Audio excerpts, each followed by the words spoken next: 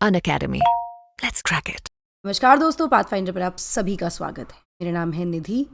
आशा करती हूँ आप सब बहुत अच्छे हैं। दोस्तों, पाकिस्तान की अगर हम बात करें तो ऐसा लग रहा है कि पिछले कुछ सालों से पाकिस्तान की समस्याओं का अंत नहीं हो रहा है।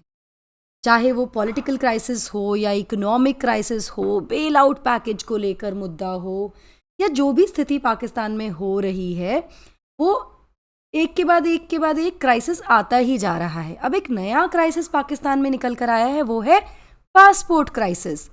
पाकिस्तान नए पासपोर्ट नहीं छाप पा रहा है। क्या है इसका कारण? क्यों पाकिस्तानी जो नागरिक हैं वो मजबूर हो गए हैं कि वो पाकिस्तान में ही रहें, उन्हें पासपोर्ट नहीं मिल रहे हैं? इसके रीजंस क्या हैं, इसका प्रभाव क्या है, और क्यों पाकिस्तान के लोग बाहर जाना चाहते हैं? इन सब चीज़ों के बारे में आज के सेशन में हम डिस्कस करेंगे। सबसे पहले न्यूज़ हेडलाइन देख लेते हैं दोस्तों। Why people in Pakistan are unable to get new passports? क्यों नहीं ले पा रहे हैं? रीज़न है shortage of imported lamination paper, जिसकी वजह से पाकिस्तान के जो पासपोर्ट प्रिंटिंग है उसमें काफ़ी ज़्यादा पेंडेंसी आ गई है। इसके बारे में और डिटेल में बात करते हैं। उससे पहले छोटा सा इंट्रोडक्शन मेरा आप यहाँ देख सकते हैं। मैं ग्रेजुएट हूँ इंग्लिश लिटरेचर में दिल्ली यूनिवर्सिटी से। मैंने MBA भी किया है। मैं मास्टर्स हूँ सोशियोलॉजी में। 8 साल से ज़्यादा का मुझे टीचिंग एक्सपीरियंस है। आप मेरे साथ कनेक्ट हो सकते हैं इस टेलीग्राम चैनल के माध्यम से दोस्तों, जहाँ पर आप किसी भी डाउट, कन्फ्यूजन, क्वेरी को लेकर मुझे रीच आउट कर सकते हैं और मैं उसको रिजॉल्व करूँगी। अनअकैडमी सेंटर ओपन होने वाला है बहुत ही जल्दी प्रयागराज में, इलाहाबाद में, और यहाँ से आप शुरू कर सकते हैं अपनी IAS की जर्नी अनअकैडमी के साथ। एडमिशन्स यहाँ पर ओपन हो गए हैं for GS foundation batch for 2025 and 26। Batch शुरू हो रहे हैं 15 दिसंबर से। एनरोल आपको करना है बिफोर 30 नवंबर। लेकिन यहाँ पर आपके लिए एक बहुत ही अच्छा ऑफर भी है। पहले जो 100 स्टूडेंट्स होंगे इस बैच के, उनको 40% तक का डिस्काउंट मिलने वाला है उनकी फीस पर। कोई भी जानकारी आप लेना चाहते हैं तो आप इस सेंटर पर जा सकते हैं और वहाँ जाकर आप जानकारी ले सकते हैं, या फिर आप इस फ़ोन नंबर पर भी कनेक्ट कर सकते हैं। चलिए बात करते हैं न्यूज़ की। तो जो पाकिस्तानी नागरिक हैं उनको बहुत ज़्यादा तकलीफ़ हो रही है, बहुत ज़्यादा मुश्किल हो रही है नए पासपोर्ट्स लेने में, क्योंकि जो देश है, जो पाकिस्तान है, वहाँ पर लैमिनेशन पेपर्स की कमी आ गई है, जो वो यूजुअली कहाँ से लेता है? फ्रांस से लेता है। गवर्नमेंट ने कहा है कि फ़िलहाल गवर्नमेंट के पास, सोर्सेज के अकॉर्डिंग, गवर्नमेंट के पास फ़िलहाल 7 लाख अनप्रिंटेड पासपोर्ट्स का बैकलॉग है। मतलब 7 लाख नागरिक जो हैं उनको पासपोर्ट्स इशू नहीं हो पाए हैं। इतना बड़ा बैकलॉग यहाँ पर हो गया है, जिससे कहीं ना कहीं जो पाकिस्तानी जो लोग बाहर ट्रैवल करना चाहते हैं, अब्रॉड जाना चाहते हैं, उनको काफ़ी, उनकी इस एम्बिशन को काफ़ी खतरा है।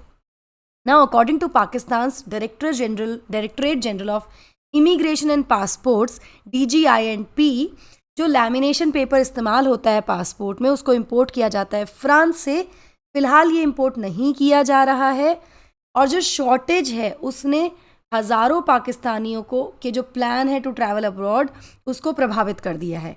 इन हज़ारों लाखों पाकिस्तानियों में बहुत सारे ऐसे बच्चे भी हैं, स्टूडेंट्स हैं, जिनके जो एडमिशन डेडलाइंस हैं यूनिवर्सिटीज़ में अक्रॉस दी ग्लोब, वो खटास में आ गई हैं, और वो कहीं ना कहीं पाकिस्तानी गवर्नमेंट को इस पूरे क्राइसिस के लिए, उस गवर्नमेंट की जो इनएफिशिएंसी है, उसको यहाँ पर ब्लेम किया जा रहा है।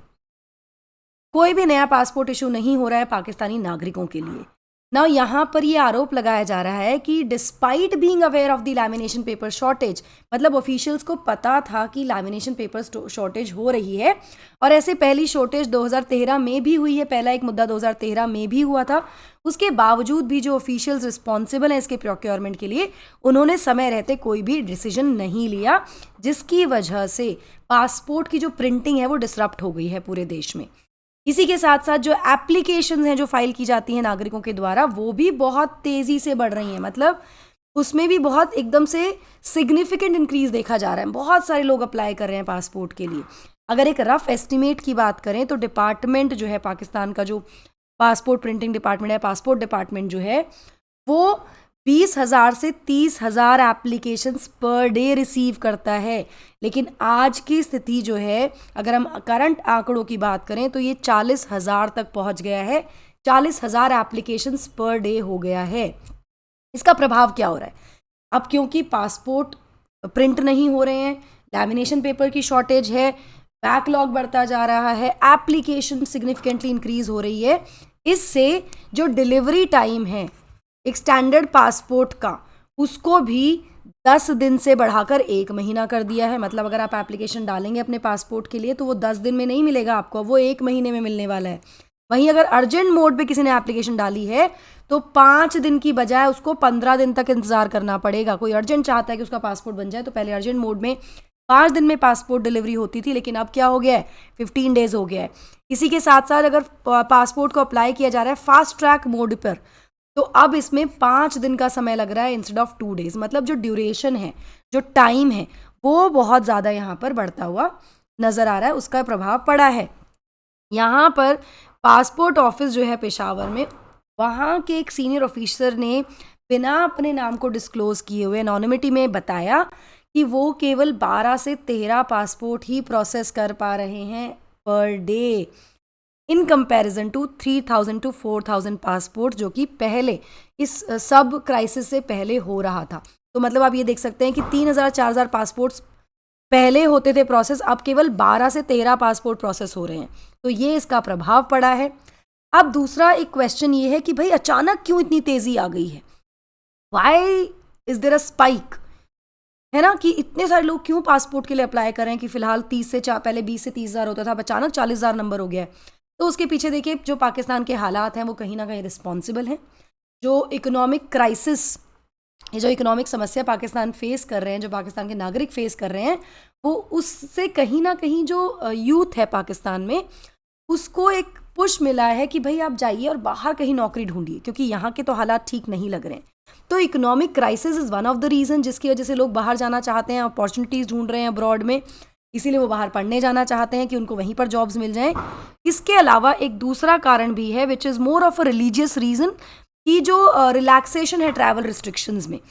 अब पिछले काफ़ी समय से ग्लोबली हमने देखा है कि जो ट्रैवल रिस्ट्रिक्शंस है उसमें काफ़ी रिलैक्सेशन हो गई हैं। कोविड टाइम पे तो बहुत ज़्यादा रिस्ट्रिक्टेड था, अब रिलैक्सेशन आ गई हैं, तो लोग अब बाहर जाकर ट्रैवल करना चाहते हैं रिलीजियस रीज़न से भी, है ना।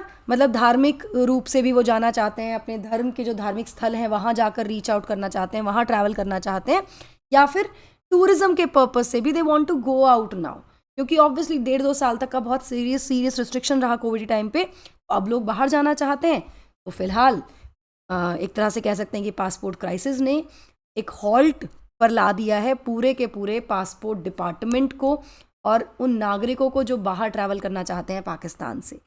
इस क्राइसिस के बारे में आप क्या कहना चाहेंगे, मुझे कमेंट सेक्शन में ज़रूर बताइएगा। और क्या पाकिस्तान के हालात आने वाले कुछ समय में सुधर सकते हैं, क्या वो सुधरने की स्थिति में हैं, इसके बारे में आप क्या सोचते हैं मुझे ज़रूर बताइएगा दोस्तों। Before I wind up, wish you all a very very happy Diwali, और आप हमेशा खुश रहें, और आपकी लाइफ में सब कुछ बहुत अच्छा हो, आपकी जो भी एस्पिरेशंस हैं, जो भी सपने हैं वो पूरे हो जाएं। Before I wind up, I would request you to don't like, share and subscribe to the channel, and also hit the bell icon so that you get notifications about the latest updates. Thank you so much. God bless. Take care. Happy Diwali. Unacademy. Let's crack it.